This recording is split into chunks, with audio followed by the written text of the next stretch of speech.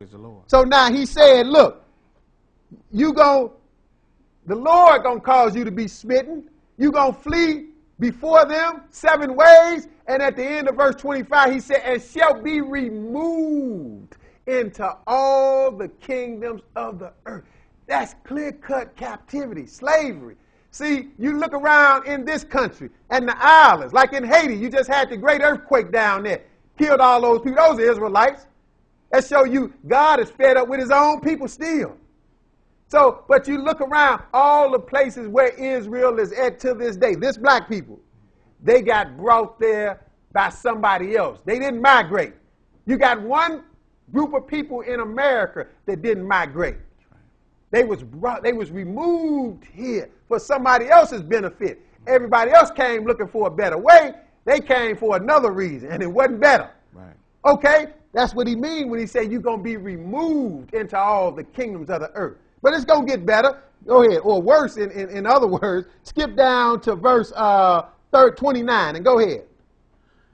And thou shalt grope at noonday as the blind gropeth in darkness. And thou shalt not prosper in thy ways. And thou shalt be only oppressed and spoiled evermore, and no man shall save thee. You want to know why you oppressed? And you want to know why none of your leaders can't save you? Or if you're a Gentile, you want to know why this people is constantly oppressed? And why nothing good is going to happen for them until God do it? Because he said it right here. And no matter what you do, you're going to fill around, you're going to march on Washington 3-4 times, you're going to sit in, you're going to riot, you're going to test stuff up, you're going to do all this, but when you get done, you're going to still be oppressed. That's right. God telling you this right here. You shouldn't. And you shall not prosper in your ways, but you feeling your way around like a blind person in the dark, trying to find a solution to your oppression, but it's not there because your sin was going against God. Your answer is to return to God and keep his commandments. And all our churches, that's why we got more church than anybody. We know we the people all right, but we ain't doing it right in our churches, so we still catching more trouble than anybody else. How can you have more churches than anybody else and catch more trouble than anybody else? Something is wrong with that. You haven't paid attention though. But now go ahead. What verse you at? Verse 32. Uh-huh. Thy sons and thy daughters shall... you read 30? Read 30. Thou shalt betroth a wife, and another man shall lie with her. See, this is a curse from God. You're going to have a wife, and another man is going to lie with her, brothers and sisters. This is not just the run-of-the-mill adultery, is it? Nope. It's not the run-of-the-mill adultery. This is straight up in your face, take your wife tonight, and I'm going to sleep with her. Like Alex Haley showed in the movie Roots. That was just one example of what went on wholesale to this people. You going to have a wife, and somebody else going to come and take her. This is the whole nation this happened to. Go ahead. Thou shalt build an house, and thou shalt not dwell therein. No, because you got to stay in the back house. You got to stay where they use the washroom at. Go ahead. Thou shalt plant a vineyard and shalt not gather the grapes thereof. See, God put this on this people. You're going to pick cotton, sharecrop, plant a vineyard, but it's not for your benefit. You're doing it for your slave master. See, all of this happened to one people. But now skip down now to verse 32, because we got to save a little time. Go ahead. Thy sons and thy daughters shall be given unto another people, and thine eyes shall look and fail with longing for them all the day long.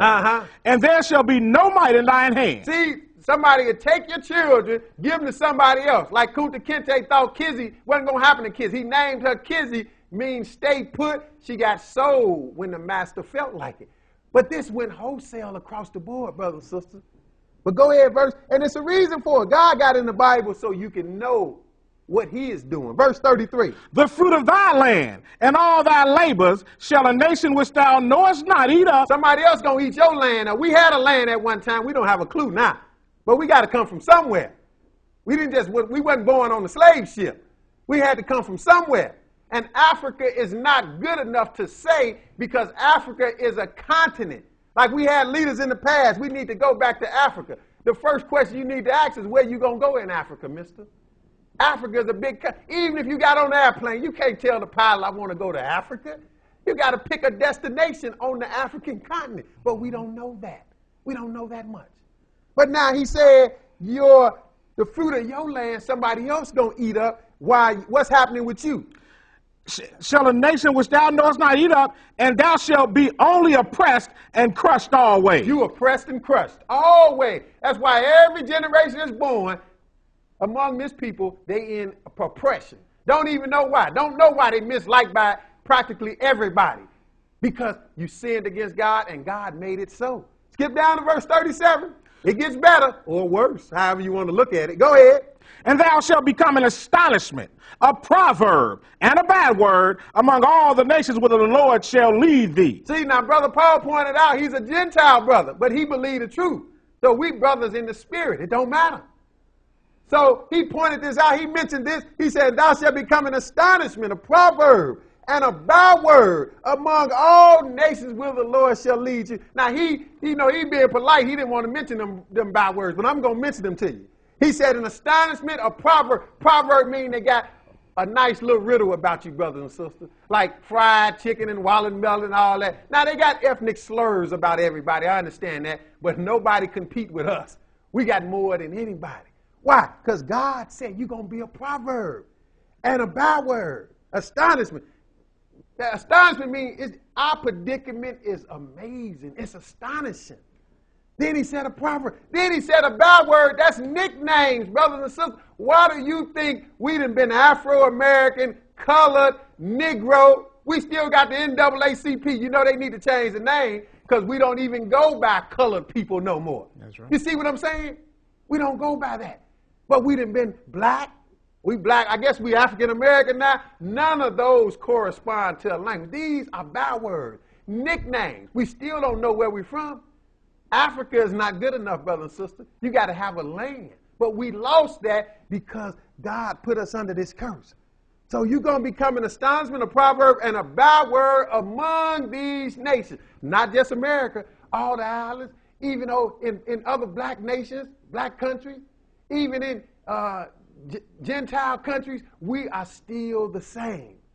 Go ahead. What verse you at? Verse 41. Uh-huh. Thou shalt beget sons and daughters, but thou shalt not enjoy them, for they shall go into captivity. See, that's the bottom line for Israel, captivity. But go ahead. 45. Uh-huh. Moreover, all these curses shall come upon thee, and shall pursue thee, and overtake thee, till thou be destroyed. See, now he said, we just skipping the same time. Verse 45 said, these curses going to come upon thee and pursue thee and overtake thee till you be destroyed. Not that he was going to annihilate Israel. He keep telling you, you got to save a remnant. But for all practical purposes, as a people, we are destroyed. We don't know who we are. It's an old saying, if you don't know where you came from, you can't know where you're going. And we don't have a clue where we came from. That's why even during black history, we can't go no farther than slavery. That's right. You can't get past the people in this country, the shores of America, because we don't know. Right. We don't know where we came from. Well, we had to come from somewhere, but we have been destroyed as a people. That's why we don't have no love for even ourselves. We are nobody right now. But thank God, he going to point it out to. He left it in the Bible for a witness.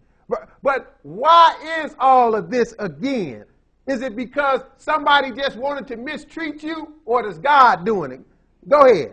Because thou hearkenest not unto the voice of the Lord thy God, to keep his statutes and his to keep his commandments and his statutes which he commanded thee. Oh, it wasn't somebody else wanted to just mistreat you. It's because you did not hearken to the Lord. So if you want to make things better now before the Lord deliver Israel, it is to turn back and keep his statutes, which all our churches practically teach against. It's a shame. We fill up churches, but things don't get no better, because we refuse to do what got us in trouble in the first place. Then we're going to blame somebody else. That's a shame. But he said, because you hearkenest not unto the voice of the Lord thy God to keep his commandments and his statutes which he commanded thee. So therefore these curses are on you like glue. What they on you for? Verse 46. And they shall be upon thee for a sign and for a wonder, and upon thy seed forever. Oh, these curses on you. See, this is the sign who Israel is. A sign is something that lets you recognize something. You don't know who they are because they're a byword now, but you look at the sign, you find the curses that's in this book, you say, oh, there they go right there. And a wonder is other than that. You wonder, what's wrong with this people? Like black people wonder, well, why I'm mistreated? Why I had to be the nigger? Why this? I know you say, well, you don't like that word. Look, it's a fact, brother and sister. And technically, nigger only mean black anyway. It had been used derogatory. It's like somebody in the Bible was called Niger. But, you know, that might be too deep.